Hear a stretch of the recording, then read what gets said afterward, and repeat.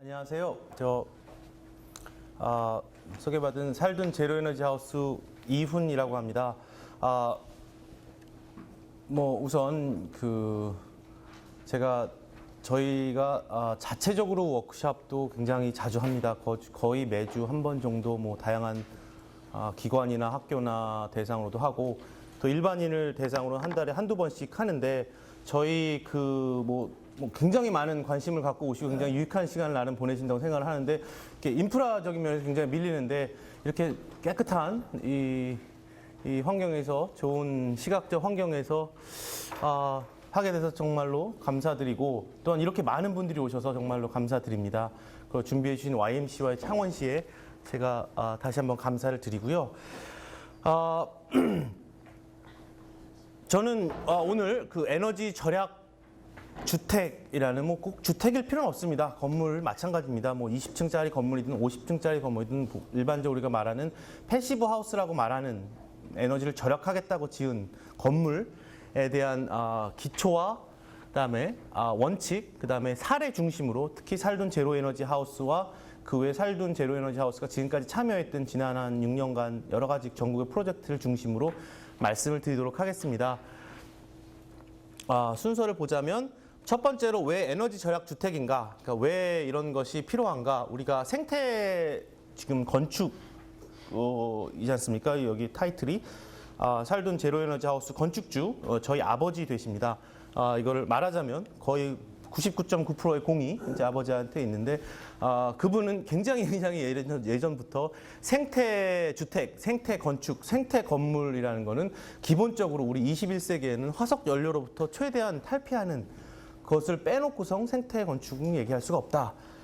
그런 차원에서 에너지 절약 주택이 도대체 무엇인가, 왜 에너지 주택인가와 함께 무엇이 이런 주택을 말하는 범주와, 그다음에 기본 실현을 위한 기본 원칙, 그다음에 적용 사례, 그다음에 저희가 지금 참여하고 있는 얘기에서 나오는 설계 얘기도 잠깐 있고요. 그다음에 마지막으로 이제 무엇을 고민할 것인가에 대한 얘기를 하도록 하겠습니다.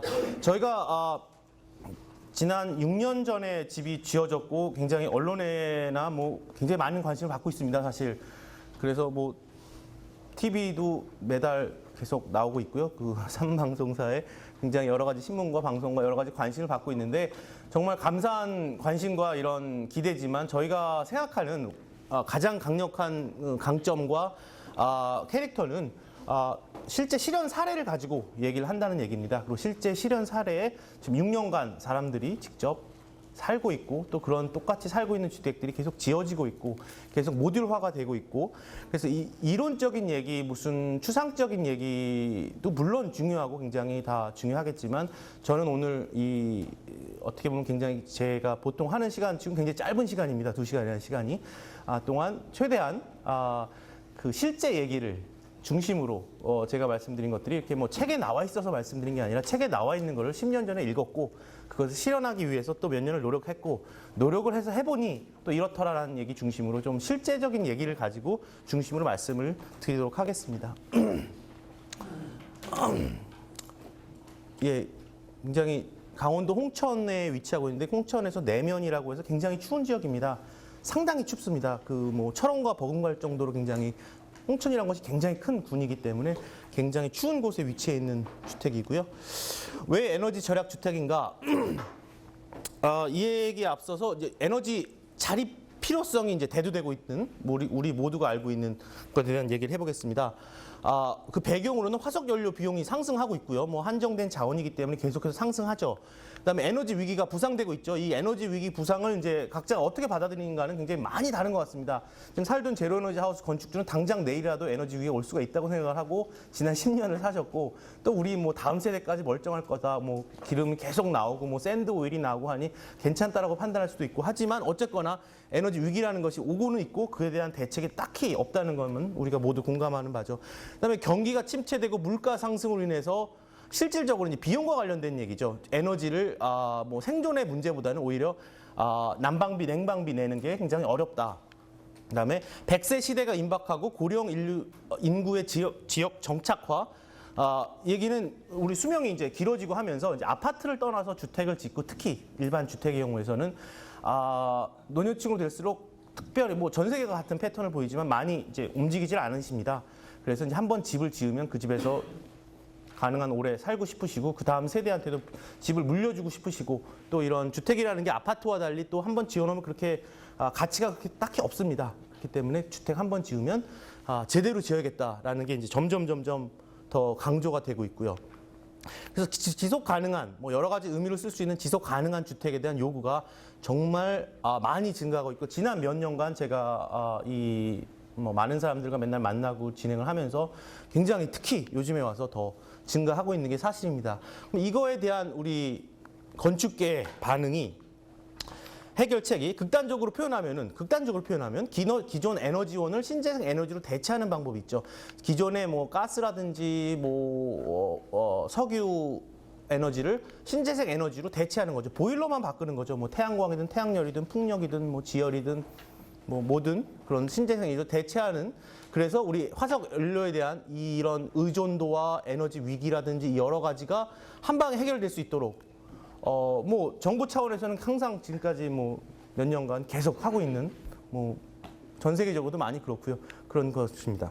그 다음에 이제 극단적으로 표현을 하면 에너지 절약을 하는 주택을 실현해서 이런 에너지에 대한 수요 자체를 줄여버리는 거죠. 에너지를 뭘로 바꿀까를 고민하기 전에 에너지를 그럼 줄이는 것을 먼저 해야 되지 않는가라는 얘기입니다. 우리가 돈이 없다면 그럼 어디서부터 돈이 새는가를 관리해야지 어떻게 하면 돈을 더 벌까 보다는 굉장히 제가 생각할 때 상식적인 얘기인데 뭐 대단히 어려운 뭐 우리 정부나 뭐 지방 정부나 얘기하기 전에 우리 개개인도 솔직히 이 부분에 대해서 굉장히 이걸 우습게 보고 또 절약한다고 얼마나가 절약이 될 것이냐 뭐 그게 그거다 그 돈 투자하느니 뭐 이건 아니다. 아이고 이건 또 뭔가요? 아무튼 닫겠습니다. 그래서 네, 그래서 좀 빨리 넘어갔는데 첫 번째로 이 두 개를 비교했을 때 첫 번째 극단적으로 표현했을 때 기존 에너지원을 신재생 에너지로 교체, 즉 보일러만 바꾼 겁니다. 보일러에 들어가는 기름만 하늘에서 나오는 겁니다. 공짜입니다. 거의 공짜. 장점으로는 설치 이후에는 굉장히 뭐 에너지 소모가 매우 제한적이죠. 무슨 말이냐면은 뭐 한번 만들어 놓고 나면 어쨌거나 뭐 에이스는 필요할지 모르지만 그 자체가 그렇게 심각하게 교체해야 되고 그런 문제는 물론 나쁜 악덕 업자한테 걸린다든지 뭐 그런 모르겠지만 정상적으로 진행했을 때 딱히 그렇게 큰 소모는 많지 않습니다. 전기 경우 뭐 3kW짜리 해놓으면은 상당히 많이 일반 전기량도 뭐 경우에 따라서는 다 대체 거의 100% 가까이도 가능한 지역도 있고 또 그런 사람들도 있고 국가 지원금은 직접적이든 간접적이든 계속 증가할 거고요. 10년 이상 작동하고요. 그다음에 뭐 저탄소 주택, 뭐 저탄소라는 단어는 이제 잘 안 쓰는 것 같은데 정권이 바뀌면서 어떤 이런 멋진 미래 주택으로 분류해주고 뭐 상을 주기도 합니다. 근데 반대로 단점적인 측면에서 봤을 때는 가장 큰 거는 금전적 소득이 굉장히 제한적이라는 거죠. 그러니까 실제로 얻을 수 있는 것이 금액적으로 봤을 때, 그 에너지 양으로 봤을 때 굉장히 적다는 얘기입니다. 그거를 하기 위해서 이제 겨울철을 생각했을 때 지금 난방시설 우리가 쓰고 있는 이 보일러를 전기로 바꿨을 때, 즉 태양광이나 뭐 지열이나 뭐 지열도 물론 뭐 온수를 만들긴 하지만 풍력이라든지 그런 것들 대부분 전기를 만들어서 전기를 가지고 그 에너지로 보일러를 돌리는 시스템인데 뭐 실질적으로 가장 이상적인 시스템입니다. 앞으로도 그게 더 발전이 될 수밖에 없고 했을 때 태양광 풍력이 3kW per hour입니다. 1시간에 최대 3시간을 3kW를 만들어낼 수 있다는 뜻이죠. 굉장히 연구실에서나 가능한 얘기고 실제 생활에서는 굉장히 드문 일이죠. 왜냐하면 뭐 안개도 끼고 여러 가지 구름도 있고 뭐 항상 뭐 먼지도 있고 항상 이 최대치가 나오기는 굉장히 힘든데 어쨌거나 이렇게 봤을 때 하루에 나오는 양을 보통 이 맥스 곱하기 한 3시간 정도 봅니다. 그래서 3 곱하기 3, 한 9kW가 하루에 만들어질 수 있는 최대 양으로 봤는데 한 달을 하면 뭐 크게 잡았을 때 한 300kW 정도가 생산이 되겠죠. 지붕에 굉장히 큰 면적을 차지하는 태양광 그 지별기가. 근데 이게 그럼 그 양이 도대체 어떤 걸 의미하느냐 이게 굉장히 좀 중요한 얘기라고 생각이 되는데 이걸 만약에 심야 전기로 돌렸을 때 지금 뭐 신설은 안 됩니다. 그냥 유지만 되는 심야 전기 제도고 언제 없어질지 모르는 심야 전기 제도겠지만 어쨌거나 지금 기존에 있는 심야 전기를 한 30평 정도에서 약 한 10,000kW 퍼 먼스가 필요합니다. 한 달에 돌리는데 10,000kW가 필요한데 이 멋진 애가 만들어내는 최대 아주 이상적인 숫자가 300kW밖에 안 되는 거죠. 또 지열은 사실 더 심각합니다. 개인 주택에 지열을 쓰는 거는 저는 무슨 생각으로 정부가 이렇게 지원하는지 모르겠지만 굉장히 말이 안 되는 이 보조금 제도가 생각을 하는데 지열에서도 그 지열이라는 게 그냥 뜨거운 물이 막 나오는 게 아니죠. 전기를 넣고 열을 얻는 시스템이죠. 기본적으로 한 30평 정도 규모에서 1800와트 정도는 필요하다고 업계에서 얘기를 합니다. 근데 우리가 만들어내는 이 아주 이상적으로 만들어내는 게 300kW밖에 안 되니 그걸 6개를 설치해야 이 시스템 자체가 그냥 돌아갈 수 있도록 하겠죠. 그 다음에 이제 굉장히 이 부분이 가장 심각한 타격이고 그 다음에는 이 보일러만 바꿨기 때문에 기존 주택의 문제점이 전혀 해결이 안 됐고 말하자면 제가 계속 강조하겠지만 실제 거주 삶의 질 측면에서는 그닥 그렇게 큰 변화가 없다. 보일러만 바꿨을 뿐이니까 우풍도 계속 올 거고 뭐 습하고 집안의 문제는 계속 되겠죠. 이제 반대로 에너지 절약 주택을 했을 때 살던 건축주는 정말 10년 전부터 그거에 대한 표현을 기본적으로 집을 제대로 짓는 것, 기본에 충실한 집 그런 표현을 쓰십니다.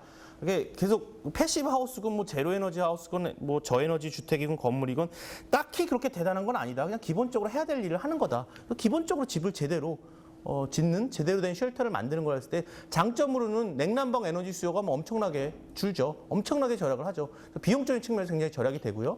그다음에 1년 내내 24시간 유사한 실내 온도와 신선한 공기질로 삶의 질이 향상된다. 이제 이 측면이 제가 오늘 발표를 통해서 여러분들이 그 뭐 다른 여러 가지 관심사들이 많으시겠지만 패시브 하우스에 대한 장점에 대해서 우리가 그냥 에너지만 아끼는 무슨 뭐 미래지향적인 화석 연료를 아끼는 기후 변화를 대비하는 뿐만 아니라 실질적으로 사는 사람 입장에서는 사실 그것도 물론 중요하지만 하루하루 매초 사는 사람 입장에서는 이 어마어마한 거주 편안함, 이 거주 삶의 질 증가 측면이 엄청나고 그게 만약에 작업 환경이라면 작업 능률이 오르겠죠. 실질적으로 이것이 저도 이론적으로는 알고 있었지만 실질적으로 제가 살아보기 전까지는 몰랐고 살아본 후에 그다음에 지금 6년째 살고 계신 저희 부모님 건축주분들이나 다른 분들 유사한 주택을 지은 지금 수십째 건축주분들이 항상 하시는 말씀이 본인들도 당신들도 처음에는 이런 에너지 수요에만 뭐 절약하고 뭐 대비하고에만 관심이 있었는데 살아보니까 오히려 그거는 물론 기본이고 굉장히 큰 장점이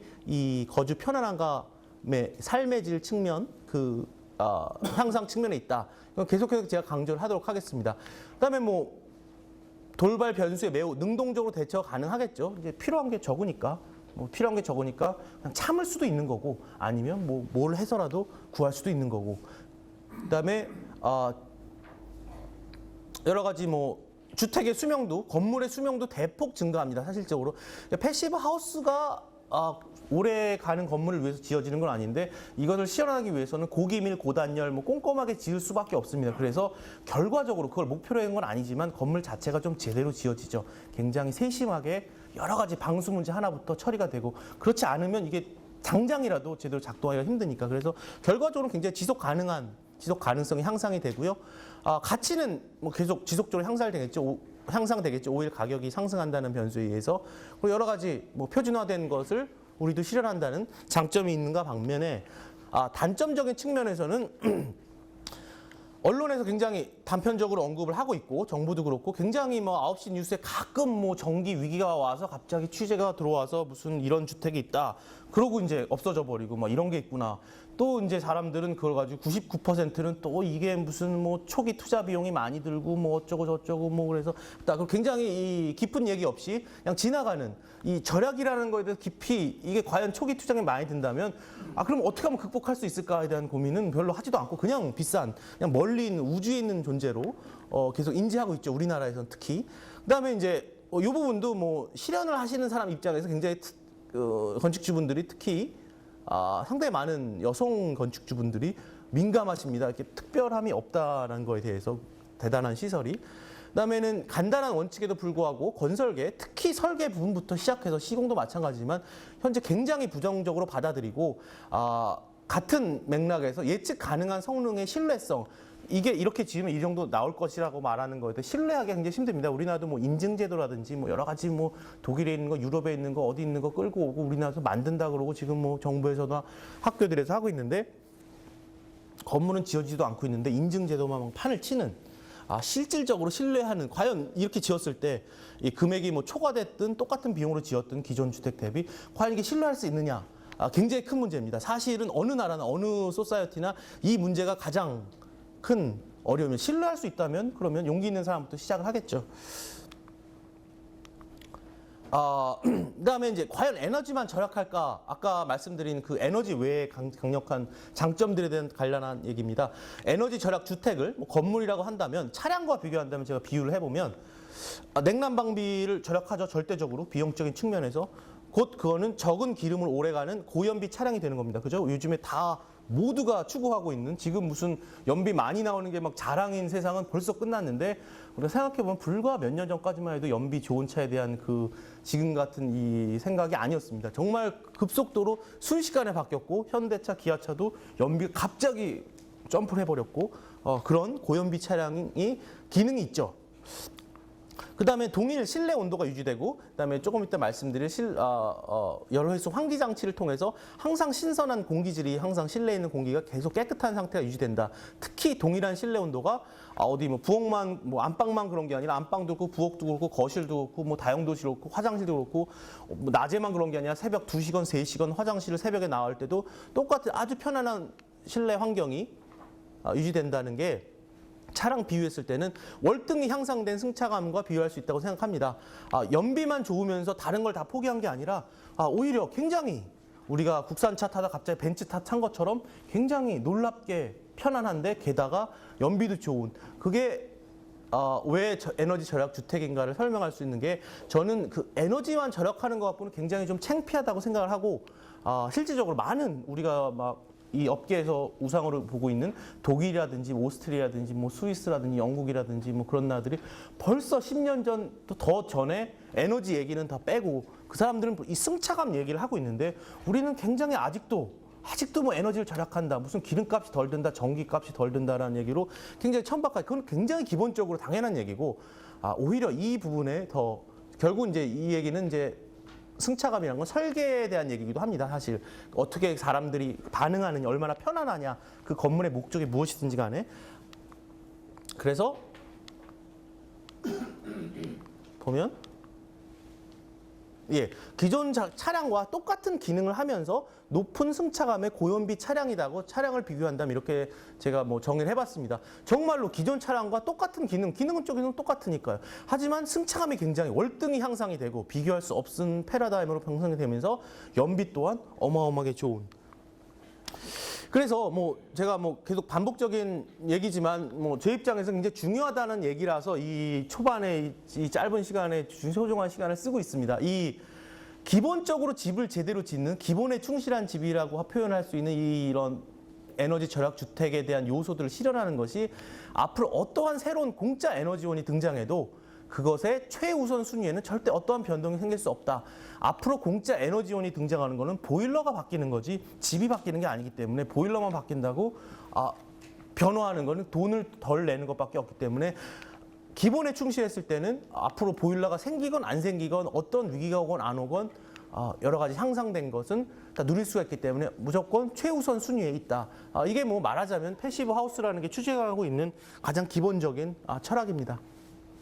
그래서 이 에너지 절약 주택이란 뭐냐? 저에너지 주택이라고도 표현하고 패시브 하우스라고도 표현을 하고 살둔에서는 제로 에너지 하우스라는 단어를 씁니다만 딱히 이렇게 뭐 제로는 아닙니다. 뭐 다 아시겠지만 최소화 시킨 거죠. 그래서 디자인과 단열로 결국은 단열로 외부 열원의 냉난방을 위한 이용량을 최소로 한 주택 또는 건물을 얘기합니다. 근데 여기서 살펴보실 게 우리가 자꾸 우리나라에서는 특히 정말로 우리나라에서는 착각에 빠지는 게 이 외부 열원의 외부 에너지 그 보일러를 떼는 그 기름만 있고 가스 보일러만 있고 전기가 있는 나쁜 화석 연료 소스만 있는 게 아니라 태양광, 태양열, 지열, 풍력도 들어가 있습니다. 전 세계적인 아주 공통된 정의에 의하면. 그렇기 때문에 우리가 건물을 대충 지어놓고선 지열을 15억짜리를 파가지고 그 주택이 패시브 플러스 주택이 된다 한들 정말로 아무런 의미도 없는 그냥 돈 주고 큰 돈을 들여가지고 그거를 설비를 그 다음에 그 시스템을 구축했으니까 그 다음에 그 투자 대비를 생각했을 때는 말도 안 되는 뭐 몇십억을 넣어가지고 뭐 플러스를 만드는 게 도대체 무슨 의미가 있나. 근데 사실은 지금 뭐 대기업과 정부가 하고 있는 프로젝트들이 하나도 빠짐없이 다 사실은 그렇죠. 딱히 이렇게 어떤 연구 결과도 나오지도 않고 그냥 무슨 사례로 그냥 논문들 튀어나오는 거 보면 우스운 논문들만 계속 그냥 학생들이 쓰고 있고 사실은 어떠한 발전에도 도움이 안 되는 하지만 이 안에 태양광도 넣고 태양열도 넣고 지열도 넣고 풍력도 넣어서 정말로 아무것도 들어오지 않았을 때 얘가 얼마나 절약을 하는가를 하는 게 그게 이제 패시브 하우스 가장 일반적인 단어인 패시브 하우스에서 말하는 정의입니다. 그래서 제가 그 패시브 하우스 이런 저에너지 주택, 에너지 절약 주택 건물 얘기할 때 저는 보온병 사례를 자주 듭니다. 보온병을 생각하면 이게 왜 이렇게 만들어지느냐뿐만 아니라 이 주택이 어떻게 운영이 될 것인가, 어떤 반응을 보이는가에도 좀 이해하기가 좀 쉽습니다. 그러니까 보온병, 그다음에 이제 환기가 안 되니까 보온병은 이제 열회수 환기 장치라고 제가 조금 이따 말씀드릴 전열 교환기, 기계 환기 장치가 들어가죠. 보온병을 생각하시면 보온병의 첫 번째 특성이 스스로 뜨거워지거나 차가워지진 않지만 시작 온도를 최대한 오래 보존합니다. 뭐 여러 가지 키워드가 있지만 스스로라는 게 하나의 키워드죠. 스스로 변하진 않습니다. 지금 더운 여름에 우리가 뜨거운 물을 넣었다고 이걸 다 아주 비싼 뭐 일제 보온병을 넣었다고 이 물이 찬물이 되진 않죠. 절대로 그게 얼음물이 되진 않죠. 적어도 실내 온도보다 더 낮은 물이 되진 않죠. 겨울에도 반대로 마찬가지고. 하지만 넣었을 때 온도, 뚜껑을 닫기 전에 온도를 최대한 오래 보존해 주죠. 그래서 최대한 오래 보존해 준다는 게 기본적으로 패시브 하우스가 하고 있는 역할입니다. 그래서 결국은 단열층을 만들어서 이 보온병처럼 최대한 시작 온도를 오랫동안 끌고 가겠다는 의미지 스스로 지어놨더니 여름엔 스스로 시원하고 겨울엔 스스로 따뜻하고 그거는 이제 액티브 하우스 우리가 기름을 떼는 건물에서나 볼 수 있는 유형이고 패시브 하우스가 됐을 때는 무조건 보온병이라고 보시면 됩니다. 시작 온도가 몇 도든 간에 예를 들어서 시작 온도가 영하 20도다. 창문 다 닫고 문 다 닫고 열회성계장 치면 정말로 영하 20도에 가까운 온도로 정말 며칠이고 운영할 수가 있습니다. 반대로 실내 온도가 50도를 어떤 이유든지 간에 만들었다. 어떤 힘으로든지 50도로 만들 수 있습니다. 그렇게 하기 때문에 시작 온도를 맞추는 노력이 필요하고 시작 온도가 확정이 되면 어떠한 노력을 통해서든지 오래 최대한 보존해 주는 게 절대 영원한 게 아니라 오래 보존해 준다는 거. 첫 번째 특성이고요. 얼마나 절약하나. 독일 같은 중부 유럽 기준이 실내 바닥 면적 제곱미터당 1제곱미터당 연간 1.5리터의 난방 경유를 1년 동안 쓸 때 보통 우리가 흔히 말하는 1.5리터 하우스, 2.7리터 하우스, 3.5리터 하우스가 사실은 여기서 시작됩니다. 보시면은 난방만 포함됩니다. 원칙적으로. 왜냐하면 냉방은 상대적으로 너무너무나도 쉽기 때문에. 왜 쉬우냐?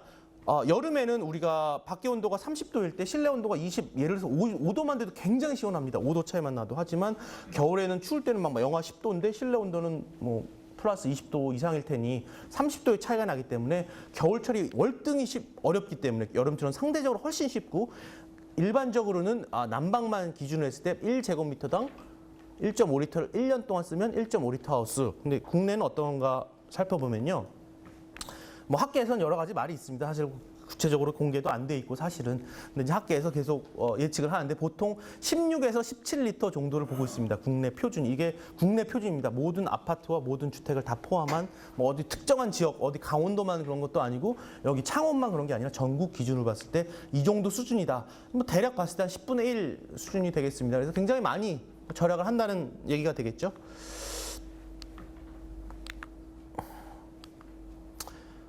뭐 이거는 뭐 제가 지나간 얘기를 하겠지만 뭐 많이들 아시겠지만 우리가 또 의식 있는 사람들은 이 문제도 계속 얘기를 해야 되는데 우리가 도시가스 굉장히 뭐 창원도 다 보급이 됐으리라 봅니다.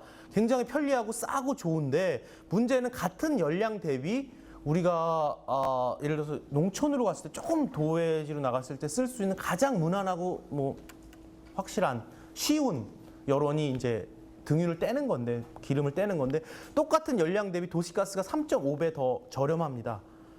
그 말은 뭐 실질적으로 도시가스라는 것 자체가 더 쌀 이유는 절대로 없죠. 가스가 아니니까 훨씬 더 운반비라든지 보관도 굉장히 어렵고 그래서 비싸야 정상인데 엄청난 국가 인센티브를 통해서 우리나라가 굉장히 저렴하죠. 그래서 반대로 도시에 있는 아파트에 계신 분들은 집이 굉장히 단열이 잘 되어 있다고라는 환상에 흔하게 말하는 말이 전원주택을 나갈 때 전원은 굉장히 춥다. 단열이 잘 안 돼 있어서. 근데 여러 가지 학계 결과에 의한 논문들에 의하면은 실질적으로 웬만큼 지은 외부에 있는 일반 주택이 웬만큼 지은 아파트보다 오히려 단열 성능에서 높다고 합니다. 하지만 3.5배의 금액을 지출하기 때문에 난방을 위해서 훨씬 더 춥게 느끼고, 반대로 그것까지는 그렇다 치죠. 반대로 도시에 있는 분들은 우리 말도 안 되는 건설사들이 짓고 있는 아파트들이 굉장히 잘 지어지고 있다. 지금 막 난방비가 얼마 안 되니까 뭐 10만 원이면 되니까 뭐 20만 원이면 충분하니까 단열이 잘 돼 있다라는 환상에 사로잡혀 있고, 제가 안타까워하는 굉장히 바보, 똑똑하지 못한 미련한 건축주 또는 우리 시민이 계속 되는 이 시스템, 제가 알기로는 전 세계에서 이렇게까지 심한 인센티브를 도시 지역에 주는 데는 미국과 일본과 대한민국밖에 없는 걸로 알고 있습니다. 뭐 그게 특별히 잘못됐다기보다는 개선적인 필요합니다. 그래서 실내 등유 가격이 1리터에 약 한 1,325원에서 보통 사는 한 드럼이 200리터, 작년 기준으로 뭐 이 정도 한 26만 5천 원쯤 합니다. 보통 조금 이 정도에서 왔다 갔다 하죠, 한 드럼이. 그랬을 때 30평형 100제곱미터 주택 기준으로 연간 난방 비용을 생각하면 1.5리터 하우스는 그냥 100을 곱하면 되겠죠. 150리터라 약 1년 동안 20만 원이 들고, 15리터 하우스는 우리나라 평균 주택 수준보다도 좋은 겁니다. 사실은 15리터가 1,500리터가 소요되니까 연간 약 200만 원이 들겠지만 실질적으로 우리가 200만 원을 내진 않겠죠. 왜냐하면 3.5분의 1만 내고 나머지는 우리 국민의 세금으로 충당을 하니까요. 그래서 이제 무엇이 장점인가 뭐 보시면 냉난방비, 에너지 비용 말씀드렸고요. 그다음에 24시간 이렇게 신선한 공기가 공급되고 정말로 일정한 실내 온도 유지된다. 이 편안함은 제가 아무리 말로 표현하고 뭐 제가 장시간 이거에 대해서 지금 얘기도 할 수 있지만 사실 느끼긴 좀 어렵습니다. 사실은 직접 경험해보기 전까지는. 마치 상상해보면 우리가 마치 뭐 병원에 가두는 것처럼 막 온도가 똑같고 무슨 항상 쾌적하다니, 우리 사람이 굉장히 강인해야 되는데 항상 뭐 유기농만 먹으면 딴 거 먹으면 몸이 아플 수도 있듯이 이런 거 나쁜 거 아닌가라고 우리가 흔히 생각할 수 있지만, 실질적으로 우리가 집에서 하루 종일 사는 것도 아니고 집에 살면서도 하루 종일 집에만 있는 것도 아니고 했을 때 이게 줄 수 있는 엄청난 그 혜택과 육체적 정신적 혜택은 상당합니다. 그래서 거주하는 삶의 질 증가가 정말로 대단한 장점으로 우리가 얘기를 해야 되는데, 정말 우리나라에서도 이런 얘기가 좀 있었으면 하는 생각에 제가 계속 강조를 합니다. 그다음에 뭐 이렇게 말씀드린 것처럼 장점이 있고요.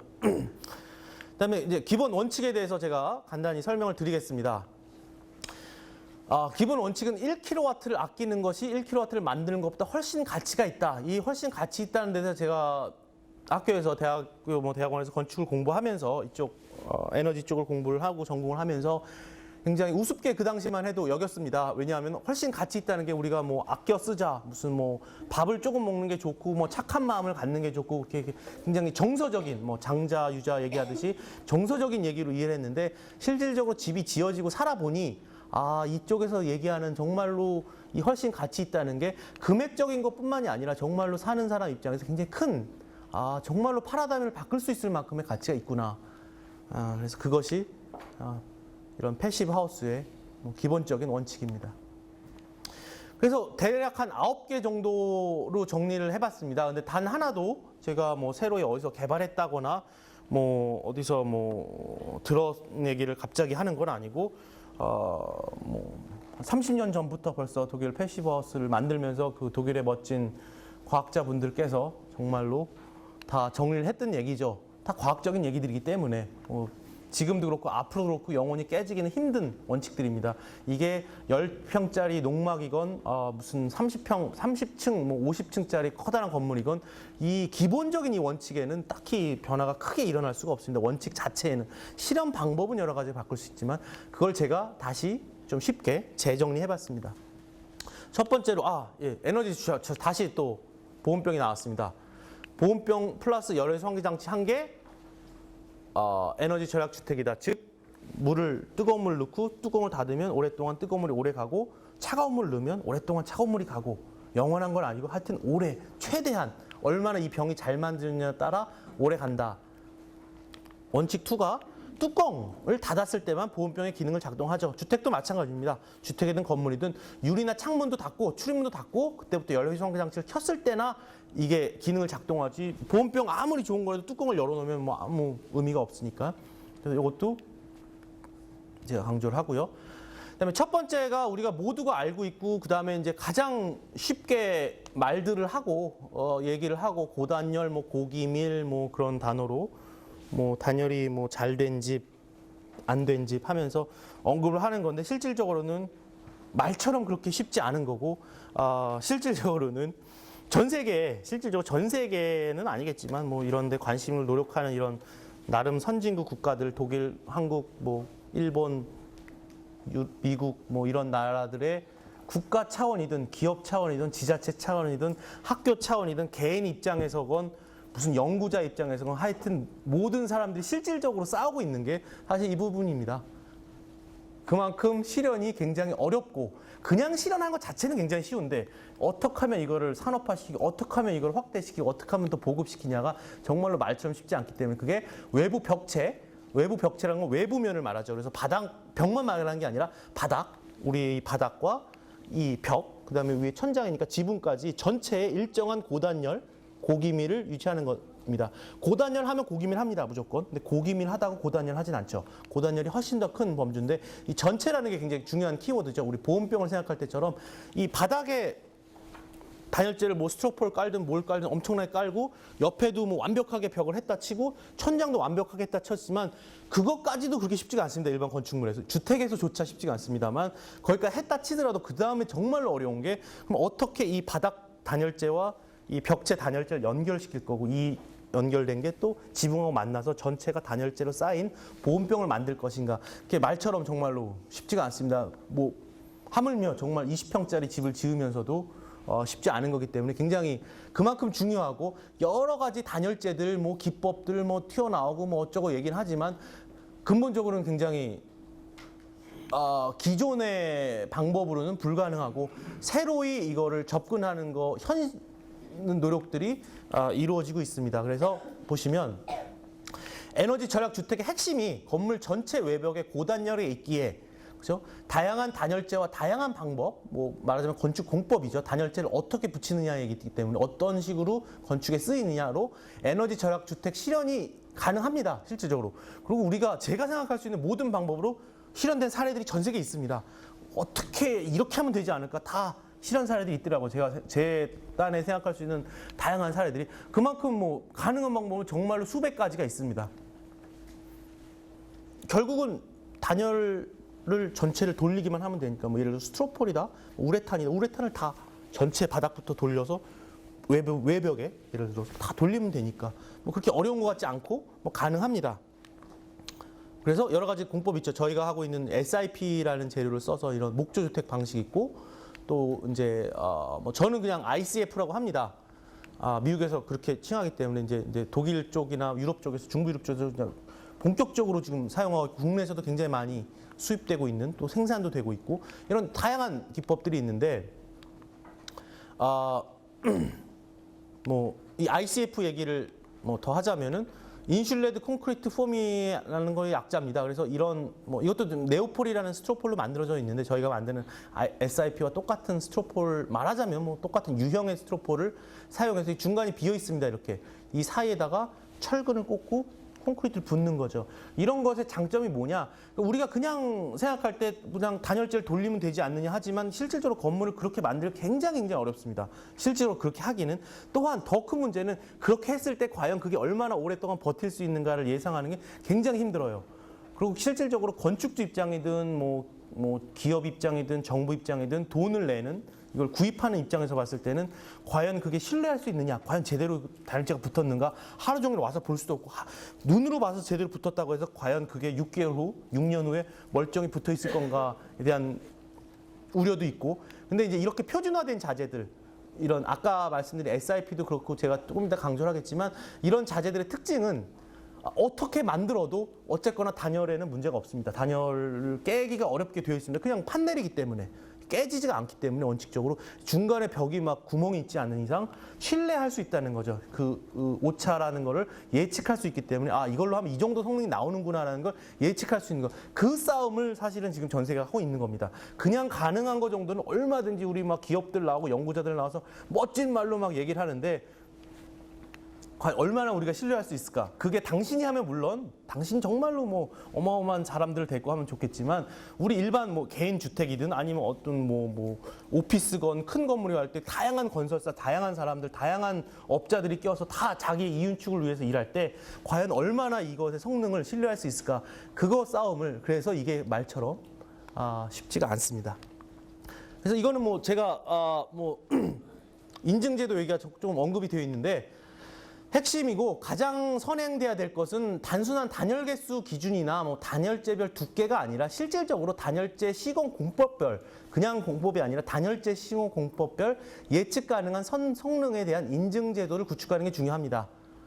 인증은 반드시 예측 가능한 성능을 목표로 이루어져야 되고 이를 위해 반드시 선행돼야 할 것은 기존이 제일 쉽죠. 어떤 인슐레이션을 어떻게 썼는가, 얼마만큼 썼고 어떻게 썼느냐에 대한 모니터링과 아니면 신규 건물의 모니터링을 통해서 공법별로 성능을 데이터베이스를 구축하는 거죠.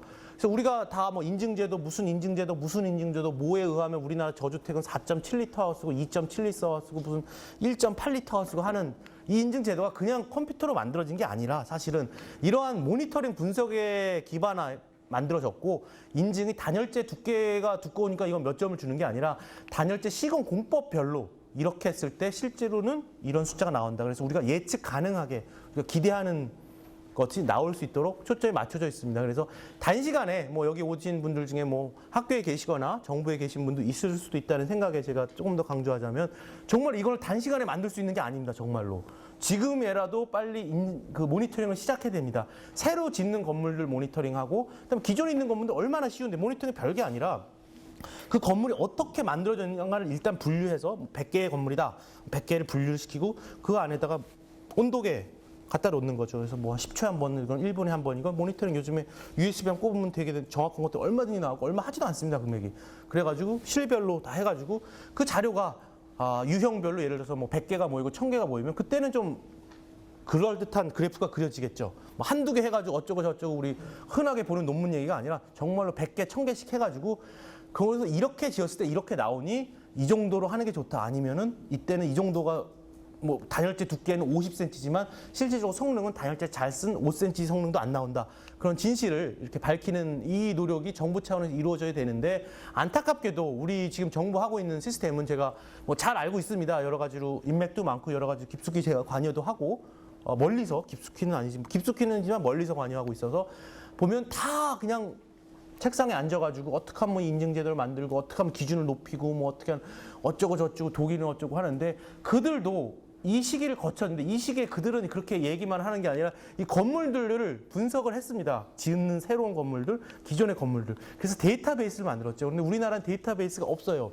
그렇기 때문에 남의 나라에서 했던 20년 전에 만 채를 대상으로 했던 데이터를 갖고 와서 그 안에 그 프로그램이죠.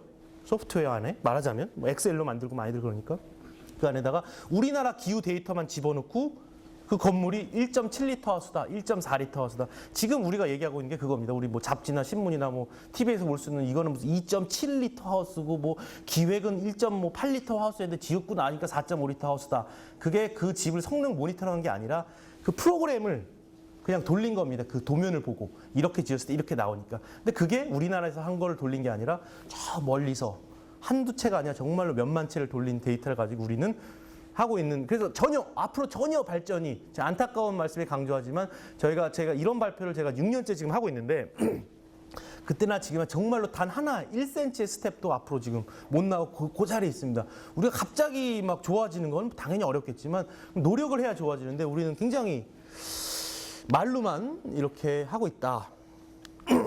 그래서 뭐 이 얘기는 이제 그만해도 될 것 같습니다. 하여튼 에너지 절약 성능이 예측 가능도 한 것이 이 인증 제도의 가장 기본이고 국가 차원이나 우리 시민 차원에서 누군가를 신뢰하려면 그런 작업이 없이 그냥 가만히 앉아가지고 이 집은 뭐니까 뭐 세금 혜택이 있고 세금을 더 내야 되고 우리 시민 입장에서 우리 똑똑한 시민이라면 절대로 받아들일 수가 없죠. 그 근거가 없는데 사실은 남의 나라 걸 가지고서 하는 거니까. 두 번째로 유리창의 향별 적정한 크기 및 배치. 그래서 남향의 경우에는 1층 전체 바닥 면적 대비 15% 이하를 우리나라 뭐 거의 대부분의 지역에서 우리나라권의 같은 기후를 가지고 있는 전 세계에서 일반적으로 알려져 있고, 북향은 우리 북쪽에 사는 사람들은 최소화 시켜야겠죠. 북쪽은 햇빛이 안 들어오니까. 동서양도 뭐 자유롭습니다. 뭐 10%에서 남쪽으로 내려갈수록 이 퍼센트가 오히려 커질 수 있겠죠. 근데 1층 바닥 면적이 15%니까 굉장히 창문이 작은 걸로 오해를 하시는데, 사실 우리 이 방을 보면 이 바닥 면적의 15%면 한쪽 향 전체를 유리로 해도 안 될 정도입니다. 사실은 일반 주택도 대부분 비슷합니다. 그렇기 때문에 15%가 절대로 작은 숫자도 아니고, 2주택 같은 경우도 1층 다락방에 있는 거 말하자면 거의 2층 주택인데 1층 거의 전체 유리창이 있습니다. 남쪽에. 근데 이 집이 계산해 보면은 9%가 안 되죠. 퍼센티지가. 그래서 오히려 더 크게 할 수도 있었는데 공간이 없어서 못 크게 한.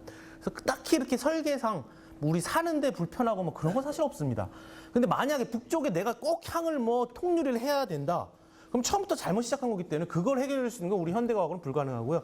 그것만 어느 정도 적정 수준에서 최소화시킬 수 있다면 딱히 패시브 하우스라고 우리가 뭐 답답하고 창문이 작고 막 그런 거는 절대로 아니라는 거. 그래서 적절한 크기 및 배치가 필요한 게 두 번째 원칙이고, 세 번째는 이제 시스템 창호입니다. 굉장히 반드시 이루어져야 될 시스템 창호는 이 창호를 얘기하죠. 창틀, 프레임. 요거는 이중 유리로 보입니다. 이건 유리창이고요. 이건 아니고 이 틀을 말하죠. 이것을 이렇게 게스켓 방식으로 해서 뭐 흔하니까 아파트도 많이 달리니까 다들 아시겠죠. 꽉 조여서 꽉 닫히게. 뭐 많이들 아시겠지만 우리가 사실 이 창문 샤시만 시스템 창으로 바꿔도 지금 살고 계신 집에서 겨울철, 여름철도 마찬가지지만 겨울철에도 극대화되니까 겨울철 어마어마하게 많은 에너지 절약을 하실 수가 있죠. 사실 글로 새는 에너지가 엄청납니다. 유리가 굉장히 단열성이 떨어지는 물건이긴 한데, 유리의 가장 큰 장점은 유리 사이로는 공기가 안 통합니다. 유리는 솔리드하니까. 하지만 이 프레임으로 통하죠. 일반 뭐 하이샤시 막 그런 걸로. 우리가 실내 온도가 20도가 넘고 플러스 20도가 넘고 밖에 온도가 막 예를 들어서 뭐 여긴 덜 추우니까 제가 영하 10도 기준으로 한다면 30도가 차이가 나지 않습니까? 내외부 온도가. 뭐 어마어마한 기압이 걸리죠. 어마어마한 기압입니다. 30도 차면. 그래서 어떤 구멍도 다 뚫습니다. 제대로 안 막아놓으면. 그래서 그 사이로 바람이 불어서 우풍이 불고 그런 게 단열이 안 됐다. 우리가 흔하게 말하는데, 단열이 안 돼 있어도 콘크리트 주택에서 콘크리트 사이로 공기가 통하지 않습니다. 하지만 일로 통하죠. 샤시로.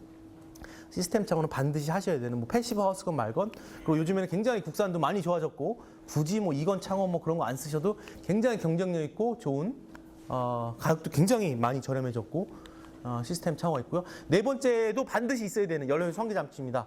실내 신선한 공기를 공급하기 위해서 외부와 내부 공기를 교환하면서 공기는 섞이지 않고 실내의 온도가 회수율만큼 보존되는 것. 뭐 좀 어렵습니다. 제가 읽어도. 밖에 온도가 영하 20도다. 실내 온도가 뭐 플러스 20도다. 겨울 아주 추운 홍천의 겨울철에 창문을 열면 엄청나게 공기 회전이 빠르죠. 왜냐하면 기압차가 크기 때문에 엄청난 속도로 공기가 들어오고 나갑니다. 하지만 들어오는 공기가 영하 20도의 공기가 신선한 공기가 들어오면 실내 온도가 엄청나게 떨어지죠. 그리고 아까 말씀드린 것처럼 이 집은, 이런 건물은 보온병이기 때문에 온도를 한번 떨어뜨려 버리면 다시 올리기도 어려울 뿐만 아니라 온도를 지키자고 만든 거기 때문에 창문 환기를 위해서 창문을 그냥 열어버리고 그냥 외기 영하 20도일 경우에는 그냥 갖고 들어오면 굉장히 문제가 생기죠. 그래서 이 공기를 교환을 시켜야 됩니다. 밖에는 깨끗하니까 적어도 교환을 시키는데 공기가 교차를 하게 되는 거죠. 그러면서 뜨거운 공기의 열이, 실내에 있던 뜨거운 공기의 열이 들어오는 영하 20도의 공기한테 열을 전달을 시킵니다. 그래서 이 들어오는 공기가 초기 플러스 20도에 온도를 얼마큼 회수하고 있느냐, 얼마큼 지키고 있냐를 전문용어로 열 회수라고 하는데, 요즘 좋은 제품들, 뭐 조금 고가일 수도 있겠지만 좋은 제품들, 고가도 아닙니다. 사실은 굉장히 싼 거에 비하면 고가지만 정상적인 제품들을 기준으로 했을 때는 90% 이상 나옵니다. 회사에서들도 그렇게 말하고 저희가 실측을 해봐도 90% 이상 나옵니다. 이게 의미하는 게 뭐냐면 영하 20도의 온도가 실내로 들어올 때, 그냥 다이렉트로 이걸 통해서 들어올 때 그게 마이너스 20도로 들어오는 게 아니라, 실내 온도가 예를 들어서 한 플러스 한 23도다 그러면 한 20도, 뭐 적을 때는 19도, 20도로 들어옵니다. 플러스. 전혀 문제가 없는 온도입니다. 공기이기 때문에 그 온도 갖고 실내 온도를 실질적으로 낮출 수는 없기 때문에 많이 쾌적하게 이 온도가 유지되면서 공기는 쾌적한 공기가 들어오죠. 제가 여담으로 하나 더 말씀드리면은, 이 패시브 하우스만의 문제는 아닙니다. 이 신선한 공기라는 게 사실은 이게 현대화되면서 건축이 특히 아파트에서 굉장히 큰 문제로 제가 보이는데, 얼마 전에 제가 읽은 어떤 일본 자료에 가면은 일본 도쿄에 있는 주택에서 어떤 연구자들이 이산화탄소 농도를 쟀습니다. 보통 서울 같은 데 기준으로 뭐 1000ppm이 나옵니다. 그냥 쟀을 때도 많이 실내에 들어왔을 때. 근데 이제 쟀더니 그리고 보통 열회수 환기장치니 환기장치의 기분을 보통 한 1200에서 1300 정도에 놓죠. 그때가 되면 환기가 필요하다. 근데 그러니까 도시 자체가 시작부터 안 좋기 때문에 물론 한계는 있지만 예를 들어서 뭐 1000 이하, 800, 900이라고 봤을 때 안방문을 닫고 자는 패시브 하우스도 아니고 그냥 보통 창문이고 막 그렇지만 어쨌거나 기밀하죠. 요즘 과학으로 나름 기밀하죠. 단열은 안 돼 있지만 기밀합니다. 유리창을 통해서 공기가 들어올 수 없듯이 콘크리트 사이로 공기가 들어오는 건 거의 불가능에 가깝듯이 그런 집을 했더니 안방에서 자고 있는 부부 2명이 새벽 4시쯤 또는 5시쯤 그 자고 있는 사람 그 온도를 한 모니터링 결과 나왔는데 4000ppm까지 떨어집니다. 4000ppm 정도 되면은 실질적으로 사람이 죽을 수도 있고요. 아침에 일어났을 때 굉장히 머리가 아프고 개운하지 않고 제가 봤을 때 우리 현대인이 그냥 지속적으로 겪고 있는 현상인 것 같습니다. 특히 아파트에 사시는 분들이 쓸데없이 기미는 잘 되고 그다음에 환기는 안 되고 뭐 차라리 뭐 이런 간절기에는 창문을 좀 열어놓는다든지 그럴 수가 있겠지만 뭐 겨울 같은 경우는 안 열시지 않습니까? 그래서 그 4000ppm은 사실은 사람이 죽을 수도 있는 굉장히 높은 이산화탄소 농도인데 그렇게 되는 것처럼 이 열회수 환기장치가 아니더라도 하여튼 반드시 보통 주택에도 뭐 얼마 하지도 않으니까 일반 아파트에도 다 각자가 설치하셔야 되지 않나. 그 주상복합에는 의무화되어 있습니다. 벌써 뭐 타워팰리스 생길 때부터 그래서 뭐 높은 건물에는 달려 있죠. 하지만 말도 안 되는 싸구려들이 달려 있어서 물론 아무도 키지도 않고 어디 있는지도 모르고 그냥 제도화만 돼 있는. 네 번째가 그거고요. 다섯 번째가 이제 처마가 있어야겠죠. 겨울철에는 햇빛을 받아들이고 여름철에는 막아야 되니까 그렇죠. 우리 이게 다르기 때문에 처마 길이만 적당히 빼놓으면. 여름철에는 1cm도 안 들어오고 겨울철에는 끝까지 들어오는 게 그렇게 어렵지 않습니다. 건축물에 따라 이 창문 높이와 이 처마 높이에 따라 여러 가지 변수가 있죠. 어렵지 않게 계산이 가능하고 조금 쓸만한 일반 주택의 경우 목수들은 이 정도는 뭐 기본적으로 합니다. 이 길이, 이 높이와 길이 맞추는 거. 반드시 있어야 되죠. 겨울철은 수제 없어도 되지만 여름철에 수제 없으면 직사광선이 들어와 버리기 때문에 우리 보온병이 깨지죠. 보온병 열을 보존하라고 만든 건데 외부에서 엄청난 열이 들어오니까 반대 열이. 그다음에 여섯 번째로 이제 추결을 위한 추결제입니다. 추결제라면은 일반적으로 무거운 물건을 말하죠. 뭐 예를 들어서 이제 굉장히 가벼운 추결제 같은 게 뭐 이런 것들 아니면 이렇게 나무 같은 굉장히 가볍죠. 부피 대비 밀도가 낮죠.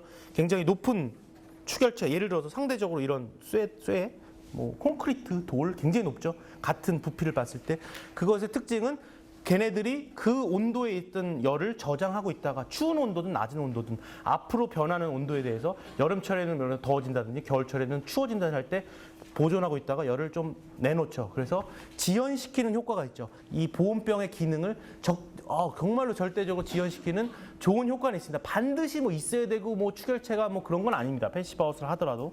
하지만 있으면 굉장히 좋죠. 노출이 돼야 됩니다. 이렇게 뭐 이거는 지금 바닥 이라든지 노출이 된 공간이 무거운 물체로 그래서 이제 목조 주택 같은 경우가 추결체적인 성능에서 굉장히 떨어지는 주택이죠. 그냥 목재 자체가 추결을 못 시키니까 하지만 어떠한 물건이고 안에 돌덩어리를 갖고 있든 뭐 흙벽돌을 갖고 있든 바닥을 타일을 깔았든 뭐 한다면 굉장히 여름에는 또 굉장히 시원하고 그것 덕분에 시원한 기간이 늘어나는 거죠. 그냥 시원한 건 아니라 원래부터 시원한 시작 온도가 있으니까 기간이 늘어나는 큰 장점이 있습니다. 그다음에 일곱 번째로 그 여론이 있어야죠. 보조 여론이라고 얘기합니다. 그 패시브 하우스에서는 왜냐하면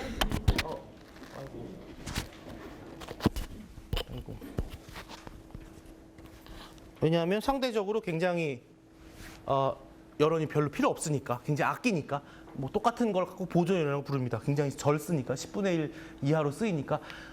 근데 이제 보온병이다 보니 웬만하면 같은 에너지원을 가지고 천천히 태우는 게 좋습니다. 그렇죠? 안 그러면은 필요 없는 에너지 양이 나오니까 가장 나쁜 사례가 이런 난로입니다. 이런 겁니다. 쇠난로 같은 경우 엄청나게 많은 열을 순식간에 내죠. 막 정말 뜨겁게 막 손 대면 당연히 되고 안에 뭐 구워 먹을 수도 있고 막 엄청난 열이. 하지만 문제는 이런 보온병에서는 그렇게 큰 여론이 필요 없기 때문에 그렇게 엄청난 온도가 필요 없기 때문에 정상적으로 운영하는 패시브 하우스에서 이런 난로 사진 나온 것처럼 이렇게 빨갛게 타오르는 난로가 타면 실내 온도가 이제 한 50도는 한 제가 봤을 때 30분 내로 50도 정도 돌파할 수 있지 않을까 싶습니다. 창문 안 연다면.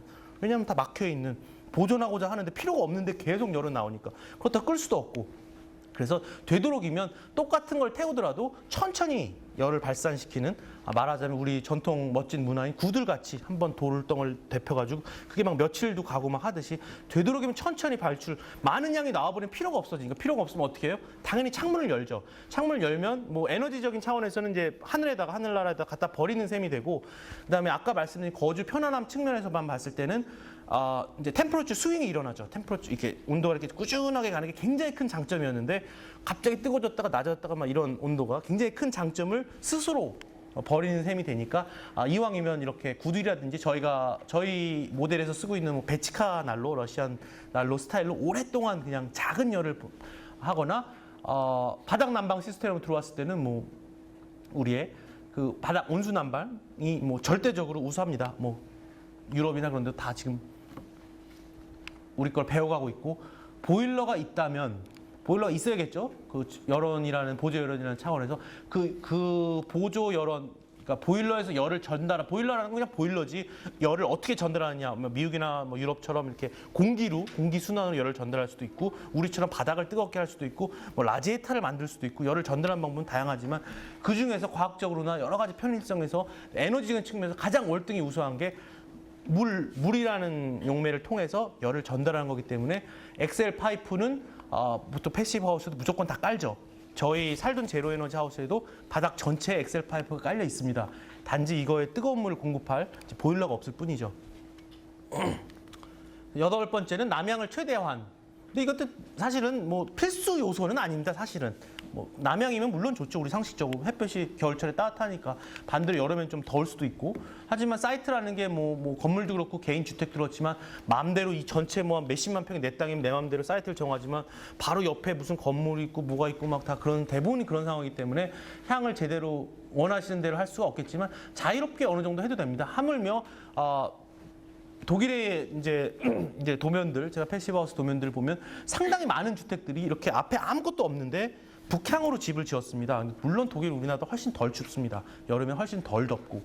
북향으로 지었길래 제가 독일 그 전문가분을 한국에서 많이 뵈가지고 한번 여쭤봤는데, 도면을 보여주면서 이거 도대체 왜 무슨 생각으로 북향으로 짓느냐. 그러고 나서 무슨 몇 리터 하우스니 얘기하는 게 굉장히 모순되지 않습니까? 굉장히 태양에너지, 공짜 에너지가 있는데 다 깡그리 무시하고 뭐 조그만 창 하나 만들어 놓은, 거꾸로 된 거죠. 이쪽에 이제 북쪽이 된 거죠. 이 많은 창에 있는 게, 이 창이 굉장히 적은 게 남쪽이 되고, 왜냐 했더니 결국은 보온병의 싸움이기 때문에 단열에만 자신이 있다면 오히려 여름에 시원해서 북창집이 좋다 라고까지 할 정도니까, 물론 우리가 일반화시킬 수는 없습니다. 모든 주택을 그렇게 설계할 수는 없지만 향에서도 그렇게 딱히 엄청나게 뭐 남양 아니면 안 된다는 아닙니다. 그 단계를 벗어났기 때문에, 예전 주택 기준으로 봤을 땐 남양이면 엄청나게 혜택이 있었는데 지금 단열을 엄청나게 해서 제대로 보온병을 만든 상태라면 굳이 이게 남쪽이 이고 아닌 거의 차이가 굉장히 적기 때문에 무시할 수 있는 수준이다. 이제 그런 얘기고요.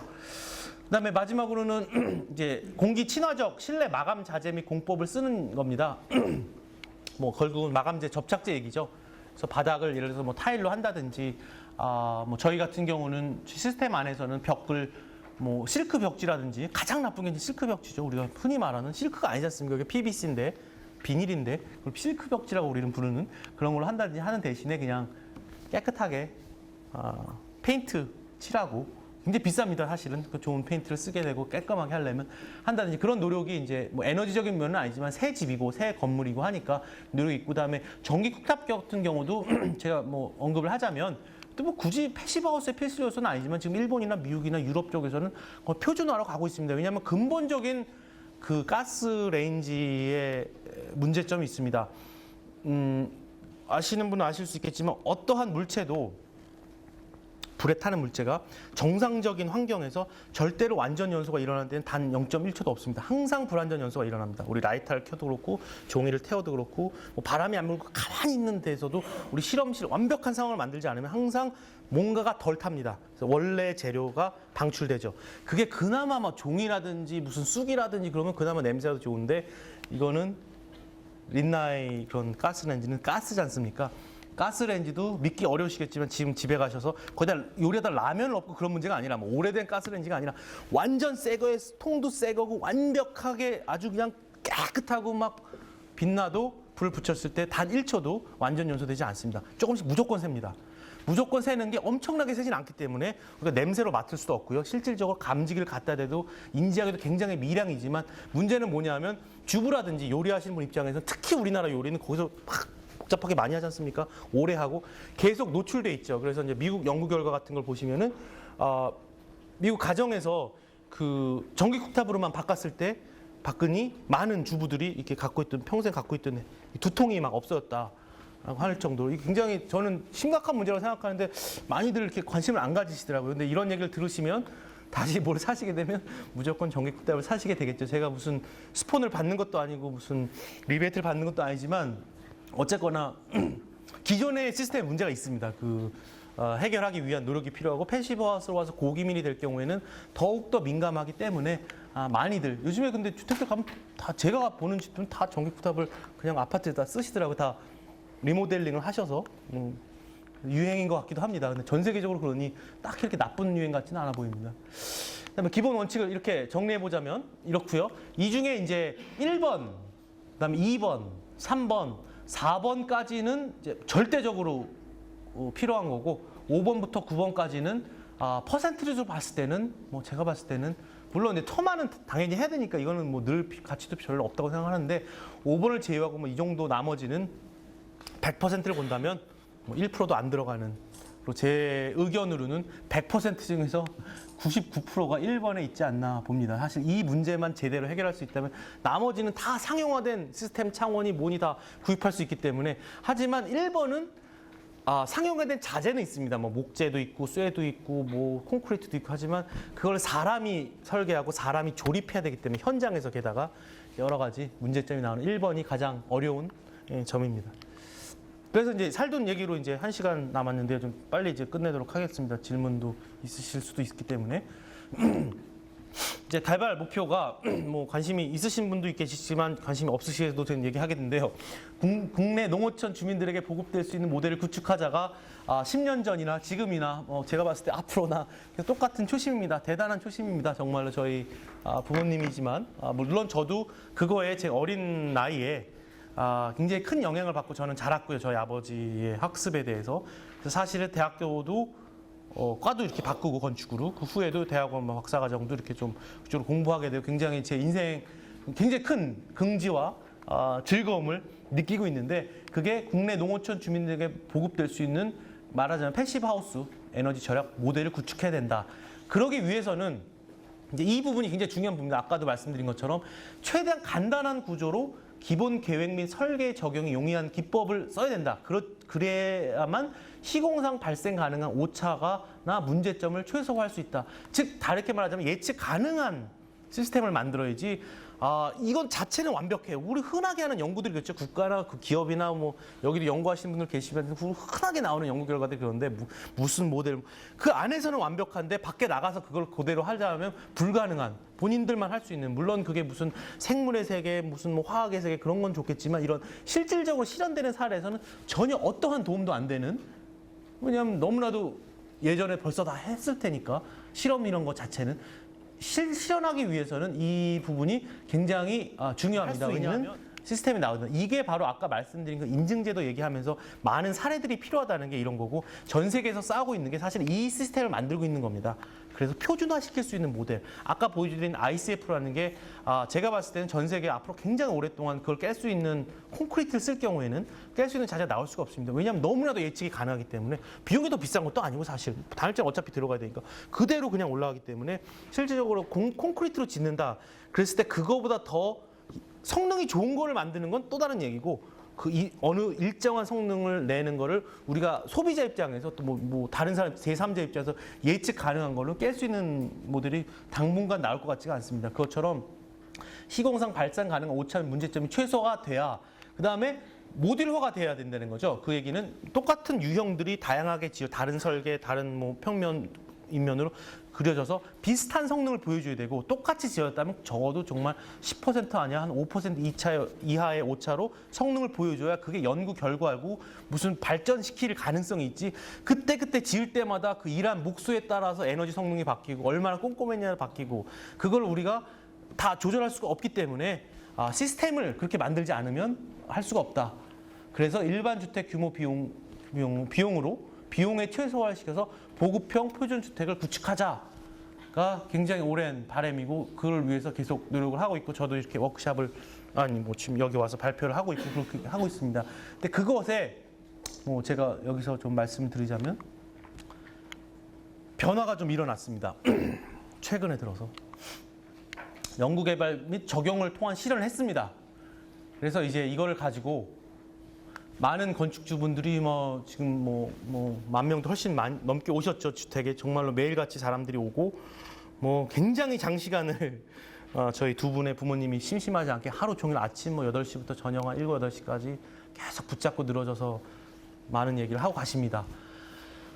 그런 노력을 하고 있고 그래서 그걸 통해서 저희가 기대했던 거는 이런 모든 자료를 공개화하고 연구한 결과고 실현됐으니까 성능이 잘 나오니까 그다음에 지속 가능하기 때문에 그다음에 표준화된 모델이기 때문에 굉장히 표준화됐기 때문에 그냥 심플하게 만들었기 때문에 또 워크샵도 하고 하면서 확대를 노력해서 건축주의 인지도를 상승시켜서 이게 가능하다. 가장 최초의 얘기는 가능하다였고 지금은 이제 가능하다 얘기는 더 이상 필요하지는 않을 것 같습니다. 너무 패시브 하우스니 뭐니 그런 게 너무 일반화됐고 또 어떻게 보면 패시브 하우스라는 단어 자체도 이제 우리나라에서 없어지는 것 같아요. 유행인 것 같아요. 우리나라에서 패시브 하우스는 모든 전 세계가 그걸 목표로 향하고 가고 있는데 우리는 그걸 유행으로 받아들인 것 같은데 어쨌거나 인지도는 많이 상승했습니다. 저희가 노력해서 저희 때문이 아니라 저희도 굉장히 작지만 기여를 했고요. 관련 이제 건설업이 확대되길 바랬죠. 저희가 처음부터 계속 오시는 모든 업자분들 끝없이 오는 반 이상의 업자이기 때문에 오시는 분들이 제발 이거 갖고 사업을 해가지고 돈 좀 많이 버시고 주택을 확대해라. 시스템을 다 만들어놨으니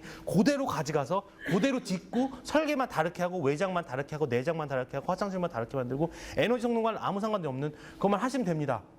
다 됐습니다. 기술 지원도 다 해드렸고 했는데 문제는 건축 인지도 형성은 성공을 한 것 같은데 이제 여기 와서 문제가 많이 생겼죠. 그 업자분들이 굉장히 개인 차원에서 진행이 돼가지고 책에도 나오고 저희가 참여해서 실현한 사례들이 많이 있습니다. 지금 작년까지. 근데 사실은 하나도 말끔하게 진행된 게 없죠. 건축주와 소송 걸리고 싸우고 평당 얼마에 짓기로 해놓고서 모수 해주고 툭하면 우리 건축주분들이 흔하게 하시는 잔금은 안 주는 걸로 아시고 굉장히 재밌습니다. 저는 제가 사실 지금 말씀드리고자 하는 게 왜냐하면 이것을 위해서 실질적으로 올해부터는 저희가 이제 이 거친 세상에 들어왔거든요. 우수 사례와 기술 제공뿐만 아니라 개인 주택 건설업계 우수 표준 사례를 제시하자라고 이제 아버지께서 작년 10월쯤에 결정하셨습니다. 왜냐하면 이 좋은 시스템을 만들어서 이렇게 얘기하고 꿈 많은 사람들이 이렇게 좋아하고 감사하고 가는데 밖에 나가서 실현을 하고자 하니 사기꾼들밖에 없고 사람은 좋아 보이도 해보니 다 이렇게 끝이 나고 그래서 안 되겠다. 우리가 환상을 팔고 있는 것 같으니 일단 그러면 이걸 좀 이상적인 시스템을 좀 연구해서 개발해서 한번 사례 표준 기본적인 모델과 실현 방법만 제시하는 게 아니라 실현 끝까지 가지 않으면 이놈의 나라는 제대로 이것조차 그냥 유행처럼 날려먹겠구나. 그래서 실질적으로 저희가 직접적으로 시공을 하고 설계를 하고 올해는 하고 있습니다. 그래서 올해 여러 개 수십 개 프로젝트들이 진행되고 있고 저도 거기 있다가 왔는데 아무튼 이런 노력을 다양한 노력을 하면서 제가 오늘 무슨 세일즈를 하는 건 아닙니다. 영업을 하러 온 건 절대로 아닌데 어쨌거나 제가 직접적으로 건축주를 만나고 직접적으로 스킨십을 하면서 해보니까 업계도 많이 변해되지만 또 건축주들도 굉장히 엄청난 변화가 없으면은 이거는 좀 아닌 것 같습니다. 정말로 신뢰하지 않는 정말 무슨 잔금 10%, 20% 당연히 안 주는 걸로 상식으로 알고 계신 대부분이 다 사인할 때는 멀쩡하시다가 사인하는 순간 갑자기 다 변해서요. 그런 것들을 우리가 깨끗하게 이렇게 소비하지 못하는 불신의 관계, 서로 믿지 못하고 깨끗한 투명한 견적서를 만들어도 잔금을 안 주고 망하게 만들고 그래서 그런 경험이 있어서 여러 가지로 더 저희 입장에서는 저희가 직접 하는 집장사를 하고는 있지만 사실은 집장사를 하고 있죠. 굉장히 강력한 제가 봤을 때 전국의 어느 지역 어디와 누구와 맞짱을 붙어도 이길 수 있는 기술력과 비용과 여러 가지긴 하지만 저희가 꿈꾸는 거는 단시일 내에 빨리 좀 어떠한 영향을 좀 끼쳤으면 좋겠습니다. 이렇게 해도 되는구나. 이렇게 기분 좋게 진행이 돼도 되는 거라는 사례를 제시하기 위해서 노력을 하고 있습니다. 그래서 이제 또 다시 본론으로 들어가면 SIP, Structurally Insulated Panel의 약자입니다. 미국에서 1940년도에 개발됐고 개발된 배경은 이제 2x4, 2x6 그 경량 목조 그만 쓰자는 거죠. 지금까지도 미국 뭐 환경청에서 계속 밀고 있는 자재인데 결국은 뭐 기존의 목조주택 그만 짓고 이걸로 짓자자는 겁니다. 굉장히 여러 가지 장점이 있기에 레고처럼 판넬을 이렇게 붙습니다. 그래서 장점으로 보면 높은 단열성, 동일한 단열성이 전 부분 유지된다는 거. 높은 단열성이 중요한 게 아니라 동일한 단열성 전 부분 유지가 중요하죠. 단열재가 몇 센치다, 뭐 30cm, 40cm는 굉장히 창피한 표현이고 단열재가 5cm라 하더라도 하물며 도대체 단열재 벽체에서는 어떻게 만나고 정말 어려운 바닥과 벽체의 단열재가 어떻게 만났는가. 만나지 않으면 안 되니까. 우리가 아이스박스 생각하시면 여름에 한낮 지금 같은 때 아이스박스 이렇게 막 얼음 넣어 놓으시고 뭐 몇 시간 가잖아요. 거기다 연필 구멍만 하나 뚫어 놓으셔도 진짜 30분 내에 다 녹습니다, 얼음이. 그만큼 열의 이동이 빠르기 때문에 단열재끼리 만나서 둘러싸지 않으면 정말로 어찌 보면 안 하니만 못한 괜히 벽만 두꺼운 지금 건축물들 지어지는 게 다 고단열 한다는 게 대부분 그렇습니다. 그 때문에 단열성 전 부분 유지가 중요하고 높은 기밀성이 있고 아까 말씀드린 것처럼 단열 성능 예측 가능 면에 있어서는 굉장히 우수한 장점을 갖고 있고요. 구조적 장점이 있습니다. 굉장히 높은 2x6다 2x8 경량 목조 대비 7배에서 10배가량 더 단단하다고 하니까 실질적으로는 철골 구조 이상으로 단단한 생각할 수 있는 모든 구조인데 가장 단단하다고 생각하시면 됩니다. 그냥 단순한 무게뿐만이 아니라 여러 가지 방향을 비틀고 지진이 일어나고 해일이 일어나고 바람이 불고 하는 여러 가지 방향에서 굉장히 강력한 어마어마한 힘을 발휘하고요. 그래서 지진이 일어나고 그랬을 때 여러 지역에서 SIP가 지은 다른 건물 다 무너졌는데 혼자 살아남고 한 사례들이 수십 년간 많이 나오고 있습니다. 제가 딱히 이렇게 SIP를 지금 팔려고 하는 것도 아닌데 사실 실질적인 팩트입니다. 여러 가지 장점이 있습니다. 그다음에 미국 같은 경우는 이제 리드, 우리도 아시는 분 아시겠지만 친환경 건축물 인증 평가 기준이죠, 제도죠. 그래서 기본적으로 높은 점수를 받고 에너지 스타라고 이렇게 우리로 말하자면 무슨 KS 마크 같은 그런 개념 미국에. 그래서 필수적인 게 완공 후에 기밀성 테스트를 해야 됩니다. 얼마나 꼼꼼하게 기밀하게 지어졌는가. 단열과는 또 다른 얘기인 기밀성 테스트를 블로우도어 테스트라는 걸 하는데 SIP 주택에는 자동 만점으로 면제 자격을 받습니다. 이유가 기본적으로 예측 가능한 기밀성이 이제 월등히 우수한 상태에서 그러니까 예측이 가능하다는 거죠. 이걸 지으면 실제로 실험도 안 해도 되게 국가공인 중앙정부 시스템이 안 해도 될 정도로 예측이 가능한 상태에서 두께를 늘리는 거야. 스트로폴 두께만 늘어나면 되니까 그렇게 어려운 문제가 아니기 때문에 에너지 절약 주택 건설 자재로서는 사실은 목조 주택, 목조 건물 기준을 봤을 때는 제가 봤을 때 제 평행생에는 적어도 딱히 경쟁자가 앞으로 등장할 것 같지는 않습니다. 솔직히 말씀드리면 굉장히 자신 있게 말씀드리는데 왜냐하면 지금 전 세계에서 일본도 그렇고 미국이 워낙 관심이 적지만 유럽 쪽에서 그렇고 목조주택은 SIP로 패시브 하우스 하는 게 굉장히 표준화돼 있고 상식이 되어가고 있습니다. 너무나도 큰 차이를 보이게 비용적인 측면에서 특히 근데 또 제가 또 저희 건축주이신 아버지를 존경스럽게 생각하는 것 중에 하나가 정확히 6년 전에 실현했습니다. 저희 주택이 나름 패시브 하우스를 지향하면서 굉장히 높은 성능을 보여준 SIP를 통해서 제가 알고 있는 한 세계 최초 사례입니다. 그래서 이렇게 강력한 구조력이 있다. 차가 올라가도 안 휘고 그런 게 있고요. 연결 부위가 어떻게 됐다는 이런 건 제가 지금 얘기하기는 좀 뭐할 것 같습니다. 그래서 살던 제로 에너지 하우스 실내의 모습이고요.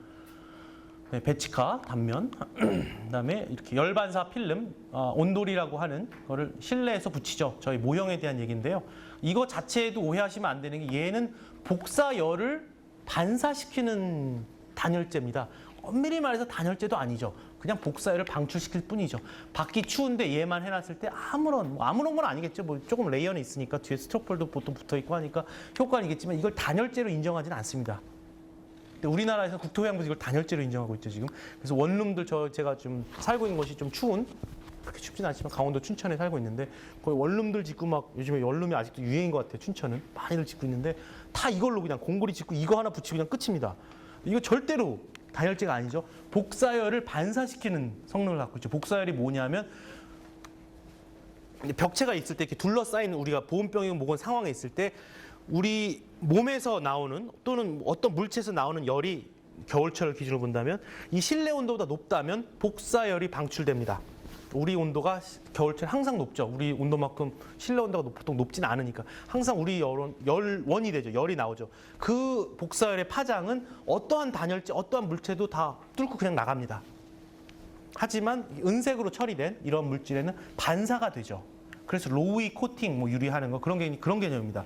그게 단열재가 아닙니다. 그게 열을 막아주는 게 아니라 실내에 열원이 있다는 전제하에 실내에 뭔가 열을 내는 겨울철 같은 경우 전자기기 무슨 뭐 라면 끓이고 있는 냄비, 뭐 TV 다 온도가 높죠. 뭐 등들 이것도 다 높습니다. 지금 저를 땀이 나게 하는 것 중에 여러분의 열도 있지만 얘도 좀 열을 내고 있으니까 이런 것들이 다 뚫고 나간다는 거죠. 그렇다고 실내 온도가 그냥 떨어지냐 그런 개념은 아니죠. 우리 대기 중에 있는 복사열 외에도 기본적으로 있는 그 열은 온도는 있는데 열원이 어쨌거나 복사열이 나가는 거를 반사시키기 때문에 실내가 좀 더 온도 유지하는데 보온병의 기능을 하는데 큰 역할을 합니다. 그래서 보온병이 다 은색 재질로 만들어져 있죠.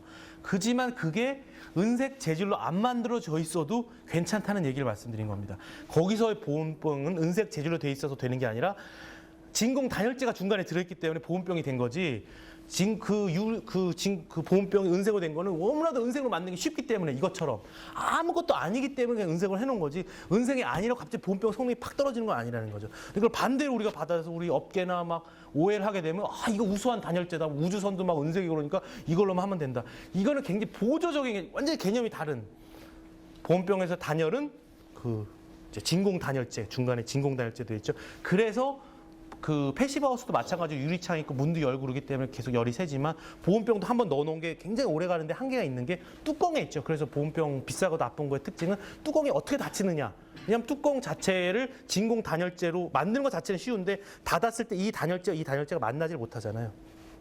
진공끼리 만날 수는 없으니까 그죠? 그렇기 때문에 거기서 열이 엄청나게 새죠. 굳이 표현한다면 엄청난 열이 99%는 거기서 셀 겁니다. 그 보온병에서 새는 게.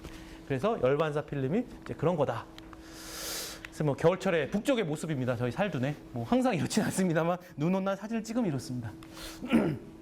그다음에 이제 지어지는 공정에 대한 간단한 사진인데 뭐 제가 그냥 빨리 지나가겠습니다. 그냥 이게 일반적인 그 목조주택 2x4, 2x6, 2x8 목조주택과 어떻게 다른지를 보여주는 사진인데 뭐 좀 아시는 분이 계시다면 쉽게 이해하실 수 있고 굳이 잘 모르시겠으면 굳이 이걸 갑자기 이해하시기에는 이 건설에 대한 기본적인 역량이 필요하기 때문에 근데 뭐 기초를 합니다. 지금 싸게 한 경우라면 통기초를 했죠. 이렇게 하면 안 됩니다. 기초를. 이게 통기초를 그냥 하고 있습니다. 이렇게 하면 절대 안 됩니다. 뭐 이렇게 콘크리트 타설하죠. 그리고 이제 레벨을 맞추죠. 절대 우리나라 사람 못하는 레벨을 맞춥니다.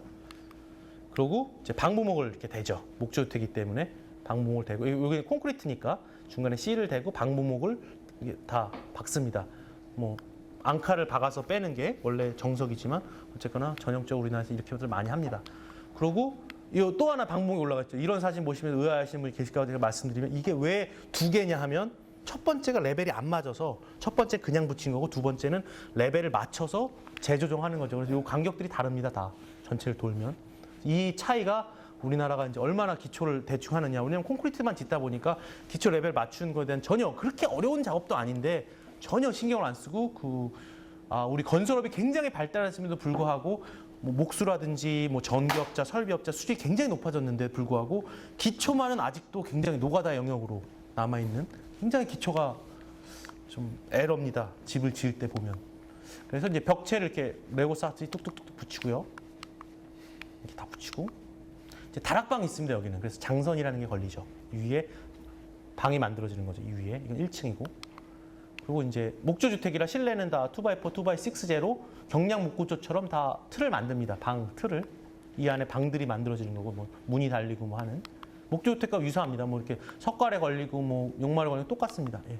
그래서 이렇게 실내가 만들어졌고 계단이 없지만 이게 굉장히 높은 다락방이 만들어졌죠. 기역자로 생긴 어마어마하게 큰 다락방 평수만 17평인가 그래서 이 집이 40평이 넘습니다. 굉장히 조그만 집인데 실제 쓸 수 있는 공간이 40평 가까운 굉장히 어마어마한 게 나오는데 그리고 이제 이렇게 하면서 위에 다 맞고 그래서 보통 기초공사 끝나고 여기까지 뭐 빨리 하면 한 4일쯤 걸렸습니다. 실내공사 다 하고 하는 거를 4명이서. 그래서 굉장히 공기가 짧죠. 공기가 짧은 의미가 하는 게 뭐냐 하면 공기가 짧아서 혜택을 가장 많이 받는 사람은 건설사도 아니고 건축주죠. 그만큼 인건비를 덜 지출하시면 되니까 굉장히 빨리 되고, 목조주택이니까 끝나자마자 이렇게 방수 시트를 씌운다든지, 뭐 여기는 이제 싱글이 바로 작업이 되고, 이렇게 타이백을 붙이고, 이렇게 타이백 붙이고 이게 바로 이제 되죠. 이때부터 이제 좀 비를 심하게 맞아도 괜찮은 상황이 되니까. 그 다음에 여기는 이제 시멘트 사이딩 외부 마감을 하고, 드라이 비트로 마감한 살둔 제로 에너지 하우스의 모습이고요. 그리고 바닥에 이제 엑셀을 깔죠. 스트로폴 200mm를 바닥에다 깔고 그 위에 엑셀 선을 올려서 엑셀을 깔고 이제 몰탈 미장을 하고, 그다음에 실내 벽들을 다 목조주택과 경량 목조와 똑같이 다 이제 만듭니다. 그래서 이렇게 이것도 석고보드죠. 이렇게 짓고 완성이 되면 이제 이런 예쁜 모양의 살둔 모형이 완성이 되죠. 그래서 열회 수환기 장치, 뭐 살둔의 경우는 지하에 있지만 그럴 이유는 전혀 없습니다. 열회 수환기 장치량이 굉장히 작습니다. 실제로 크기 가정 집에 들어가는 걸 따지자면 뭐 글쎄 보여드릴 물건이 딱히 없는데 요 스피커 3개에 놓은 것만 합니다. 두께는 조금 더 두껍고 굉장히 조그맣니다. 정말 조그맣니다. 예. 근데 굉장히 놀랄 성능을 보여줘서 저도 사실은 정말 뭐 다른 거에 놀라진 않는데 이 기술에 정말 이 조그만 애가 어떻게 이런 역할을 계속 했는지 놀랍니다. 그 다음에는 저희가 실현했던 사례들을 그냥 몇 개 좀 보여드리겠습니다. 지금 완주에 있는 사례인데 완공돼서 살고 계십니다. 총 평수가 뭐 한 27평, 8평쯤 되죠. 1층에 방이 없습니다. 대신에 1층에 이제 부부신데 30대 말에 부부신데 첫 아이를 임신하셨고요. 여자분께서 정말 또 뭐 모던한 걸 원하셔가지고 모던을 하던 끝장을 봤습니다. 그래서 1층에 방이 없습니다. 그 대신에 파우더룸, 드레스룸, 하여튼 방은 한 5개 되는데 잠자는 방은 없는 그런 이렇게 굉장히 막 뭐 파우더룸이라고 따로 있고 뭐 드레스룸 또 따로 있고 막 굉장히 엄청난 공간 낭비고 엄청난 돈 낭비입니다. 사실은. 하지만 그게 좋다면 굉장히 좋은 거죠. 옳고 그런 거야. 뭐 돈 쓰는 사람 마음이니까. 그래서 이렇게 여러 가지 방이 있는데 이게 다 지금 방이 아닙니다. 이게 방이고 위에 이게 다 무슨 실입니다. 무슨 역할이 있는. 그래서 이제 이렇게 이제 모던한 디자인으로 이제 이렇게 만드셨습니다. 이제 처마가 앞에 개별 처마들이 걸리고 아까 조금 있으면 사진도 아마 있는 걸로 기억합니다. 굉장히 모던한 하우스입니다. 밖에도 스타코로 마감하고 뭐 굉장히 사실 굉장히 예쁩니다. 사실은. 근데 이제 층고가 제일 높은 곳, 요것이 실내에서 7.5m인가? 그러니까 뭐 이거보다 훨씬 높죠. 그래서 이게 위가 안 보입니다. 막 목이 아프고. 건축주 그 부부의 굉장히 특이한 성향을 실현하기 위해서 뭐 살둔에서 디자인 팀에서 설계하고 진행한 케이스인데요. 그다음에 계단을 이렇게 만들어서 여기 앉아서 책도 보고 아이랑 앞으로 희망하시는 그런 케이스고요. 그 다음에는 이제 상주에 이것도 제가 오늘 이따 왔는데 이거는 좀 진행 중에 있습니다. 혹시 오늘 오신 분들 혹시라도 제가 정말로 영업을 하려고 생각한 게 아니라 이런 게 어떻게 지어지는가를 보고 싶으시다면 오시는 걸 환영합니다. 저희 현장 소장도 있고 뭐 다 가능하니까 연락을 주시면 좀 상주에 지어지고 있습니다. 많이 진행됐습니다. 사실은 실내 인테리어 하는 단계이기 때문에 대략 총 25평에 12평 올라가서 7평짜리 주택입니다. 그래서 뭐 굉장히 재미납니다. 그래서 이렇게 생겼고요. 그래서 이런 구조를 가졌죠. 그래서 굉장히 비용적으로나 여러 가지 공간적으로나 굉장히 우수한 사례로 굉장히 매력적으로 지어졌고 외부에는 지금 적산목, 목재로 마감을 다 할 예정이어서 굉장히 예쁜 주택이 될 것으로 예상을 하고 있습니다. 이런. 그다음에 이제 아산에 이제 가을에 착공이 될 건물인데 제가 그냥 빨리 넘어가겠습니다. 뭐 이런 사례도 있다. 그러니까 제가 보여드리고 싶은 거는 저희가 뭐 저희의 디자인을 보여드린다기보다 패시브 하우스에서 이렇게 다양한 디자인이 가능하고 집이 원하시는 게 무엇이냐에 따라서 어떤 설계든지 가능하다는 거를 말씀드리고 싶은 겁니다. 패시브 하우스로 우리가 답답하고 뭔가를 희생하고 막 그러는 게 아니라 정말 하고 싶은 걸 하는 거다. 그 설계는 정말 근데 건축주 역량에 따라 다르죠. 설계하는 사람이 자기 걸 하는 게 아니라 남의 걸 하는 거기 때문에 건축주가 머릿속에 뭐가 있냐에 따라 그거에 맞춰서 해주는 거니까 뭐 이런 디자인도 나올 수 있고 하다는 이것도 모두 이 시스템 자체가 예측 가능한 공법과 시스템이라면 다양한 디자인도 무리 없이 적용이 가능합니다. 그리고 예, 뭐 이런 집도 있고요. 이거는 어딘지 잘 모르. 이게 예, 아산에 진행된 거고 이게 지금 저희를 고민에 쌓인 대구에 지금 설계만 지금 뭐 한 10번 했나요? 초안이 한 10번 나갔나요? 그런 경우는 없습니다. 절대로. 2번, 3번도 보통 설계하면서 안 나갑니다. 3번도 안 나갑니다. 근데 이제 건축주께서 굉장히 막 아주 의사신데 아주 열정적으로 아주 설계안을 매번 완전히 바꾸셔가지고 지금 우리 건축하는 설계팀이 아마 곧 그만두지 않을까 싶습니다. 계약을 파기하지 않을까 그냥 안 받고 그냥 없던 일로 합시다. 죄송합니다 하지 않을까. 이제 거의 한 70평 가까운 집인데 왜냐하면 두 집입니다. 하나는 40평, 하나는 30평. 근데 뭐 별 희한한 안들이 많았습니다. 막 중간에 중정이 있는 무슨 이상한 것도 있었고 이것도 진짜 만만치 않게 이상한데 그나마 이제 집다운 모양을 한 정말 이해할 수 없는 예 뭐 그런 예 이게 정말 이상했던 최초에 나왔던 정말 저는 절대 지울 수 없다 이 집은 이게 산속에 이게 저희가 이게 달성군에 있습니다. 아주 뭐 도시에 무슨 강남에 아니면 창원시 이렇게 메인 스트림에 있으면 이런 게 어울리죠. 막 모던한 막 진짜 막 산속에 막 마을에 진짜 아무것도 없는데 갑자기 뜬금없이 이런 주택을 짓는 거는 저는 좀 죄악이 아닌가 싶은 생각도 들고 자연하고 굳이 이렇게 어울리는 거 뭐 이렇게 뭐 생태적으로 뭐 그런 것까지는 이제 건축주의 판단이고 개개인의 판단이니까 모르겠지만 이건 좀 아니지 않나. 근데 하여튼 요거는 없어졌고요. 뭐 그다음에 이런 거 이게 도대체 이게 도대체 땅도 크지도 않습니다. 이 집이 갖고 있는 땅이. 근데 왜 이런 짓을 하시는지 이거에 너무 막 즐거움을 느끼시고 뭐 르꾸부제가 어떻고 뭐가 어떻고 뭐 책에서 읽어오시고 막 인터넷에 보시고 그러니까 이메일 보내실 때 막 그 사진을 무슨 막 100장씩 보내서 어디 막 이렇게 스크랩해가지고 그런 식으로 계속 처음이 아니라 계속 설계를 하고 있는데 계속 이것 좀 반영해달라 이것 좀 반영해달라 그러면 이제 미치죠. 그래도 제가 잘 다독여서 지금까지 가고 있는데 아마 이번 장마를 넘길 수 있을까. 왜냐하면 저희가 가을에 착공이기 때문에 장마 끝나면 바로 질려면 지어야 되는데 저희도 조금 어렵지 않을까. 그다음에 이제 짓고 있는 이제 사진들 몇 장 보면서 이렇게 설계하는 현장에서 설계 미팅을 갖는 저희 디자인 팀장 중에 한 분이고 저희는 이렇게 뭐 짓고 있는 사진들입니다.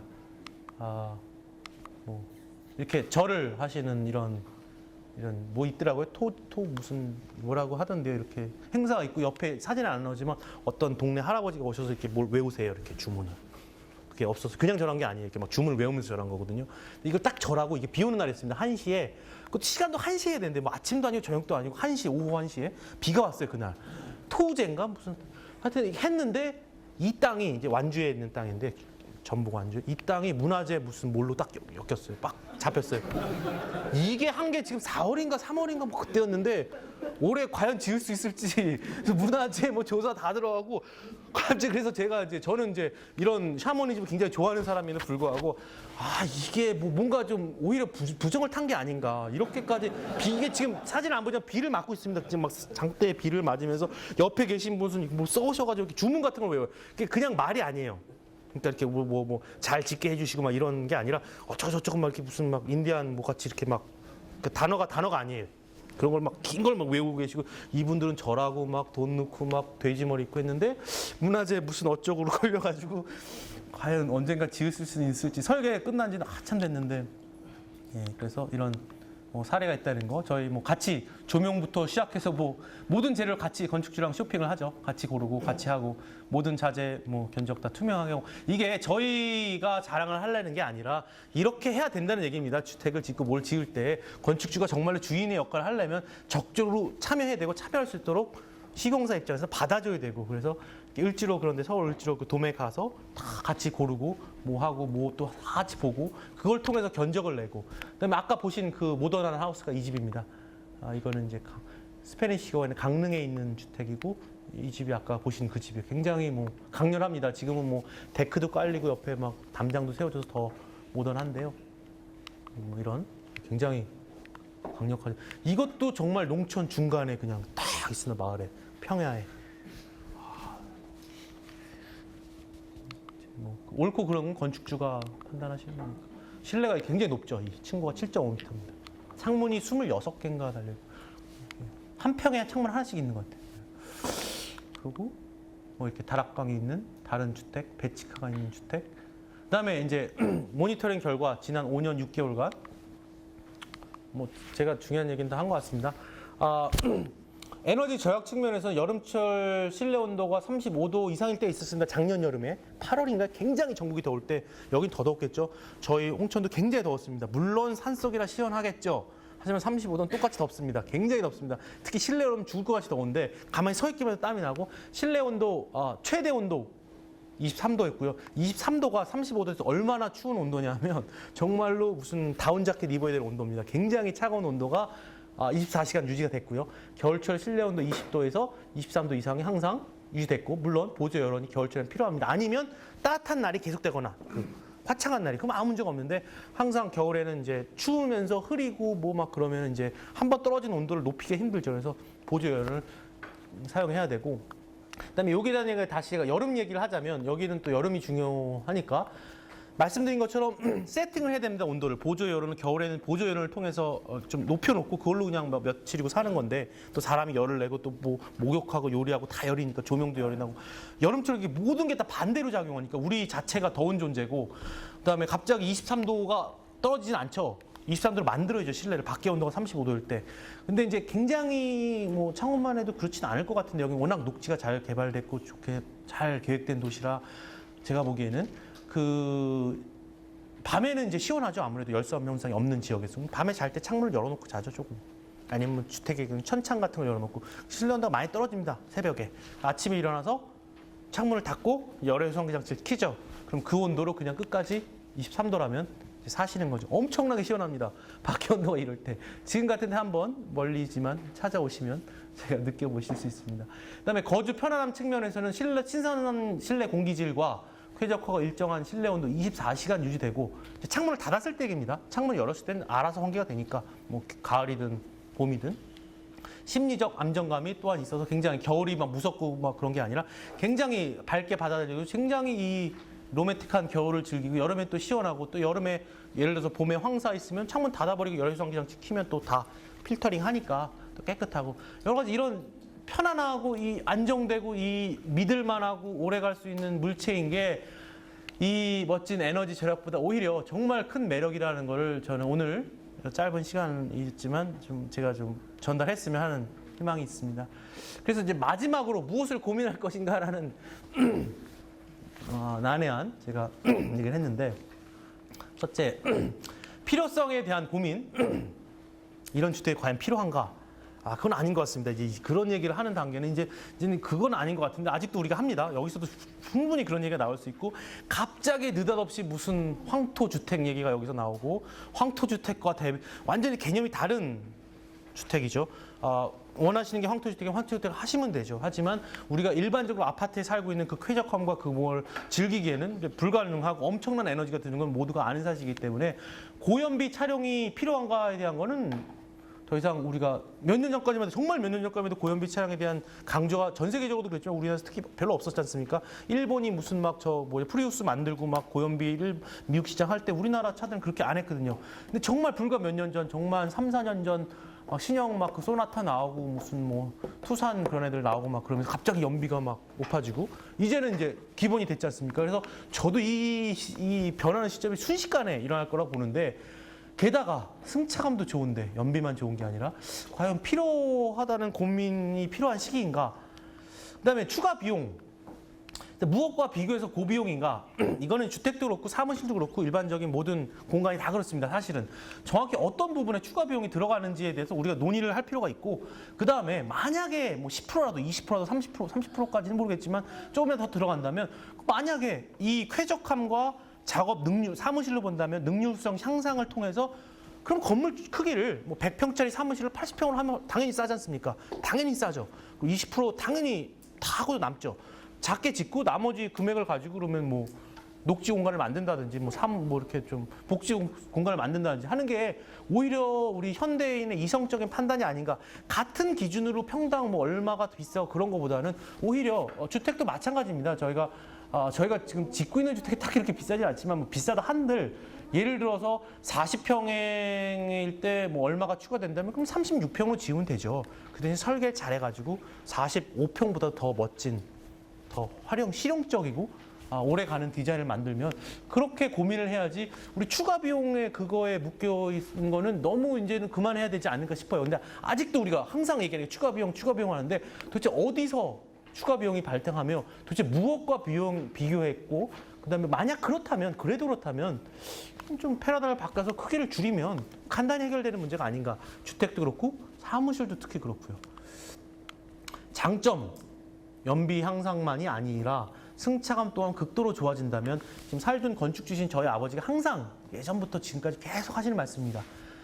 미래만을 위한 희생 또는 투자는 할 필요가 없다. 우리가 물론 뭐 에너지 위기 대처해서 이 모든 게 하고 하시지만 단 1원이라도 더 비싸든지 다 뭘 위해서 우리가 희생하는 그런 자세가 아니라 우리가 희생을 한다는 건 반대로 그만큼 노력을 덜 했다는 얘기이기 때문에 희생이 아니다. 근데 보신 것처럼 연비도 향상되고 승차감도 좋아지는데 이게 과연 미래를 위해서 무슨 20년 후 무슨 투자 상환이 이루어지고 무슨 에너지 위기를 위한 게 아니라 당장 짓고 들어가는 그 순간부터 좋아진다면 희생도 아니고 투자도 아니고 그냥 올바른 선택이 아닌가.